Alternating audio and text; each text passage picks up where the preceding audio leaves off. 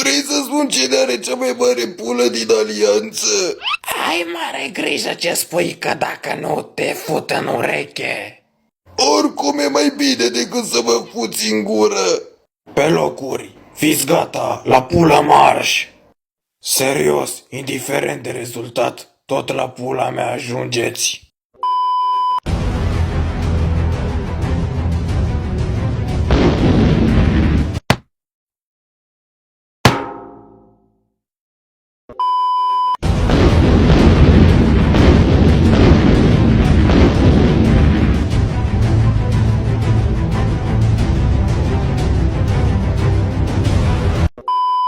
Pe concurenții ăștia nu mai trebuie să-i fut eu, că deja i-a futut destul cursa.